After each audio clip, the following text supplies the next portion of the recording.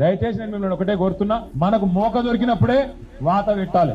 ఇవాళ మోక దొరికింది, మీ ఇంటి ముంగడికి వస్తారు మళ్ళీ కాంగ్రెస్ వాళ్ళు వచ్చి అవ్వ అంటారు, అక్క అంటారు, చెల్లె అంటారు, వదినే అంటారు, మరదలు అంటారు, వరుస కలుపుతారు. మేము ఉన్నాం కదా నీకెందుకు అంటారు, నువ్వు గట్టికి నచ్చిపోతే నీకు ఇందిరా మిల్లిగా నీ పెన్షన్ కట్ చేస్తా, నీ కార్డు తీసేస్తా అని బెదిరిస్తారు. వాని అయ్యా జాగీర్ కాదు, రేవంత్ రెడ్డి తాత సొమ్ము కాదు, ఇది మనది, తెలంగాణ ప్రజల సొత్తు. అందులో వరంగల్ ఆడబిడ్డలతో పెట్టుకుంటే మీరు ముందే సమ్మక్క సారక్కకు మీరు వారసురాళ్ళు, కాకతీయ రాణి రుద్రమదేవికి వారసురాళ్ళు మీతో పెట్టుకోరు వాళ్ళు. కానీ దబ్బన పెట్టుకుంటే ఇంట్లో మళ్ళా సరాతం మరలేసి 2 జరుస్తే ఎక్కడోడక్కడ కాంగ్రెస్ ఉడికిపోతాడు. మళ్ళా 3 ఏళ్ళు ఉన్నది ఎలక్షన్.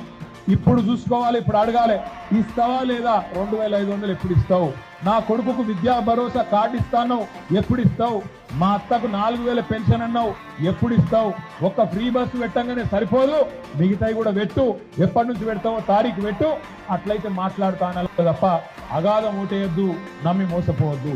ఈ స్థానిక సంస్థల ఎన్నికల్లో మా నాయకులందరూ ఇంటింటికి వస్తారు, గ్రామానికి వస్తారు, వాళ్ళని ఆదరించండి, కడుపులో పెట్టుకోండి. వచ్చింది వాళ్ళు కాదు, కేసీఆరే మీ ఇంటికి వచ్చింది అనుకోవాలి, కేసీఆరే మీ దగ్గరకు వచ్చింది అనుకోవాలి.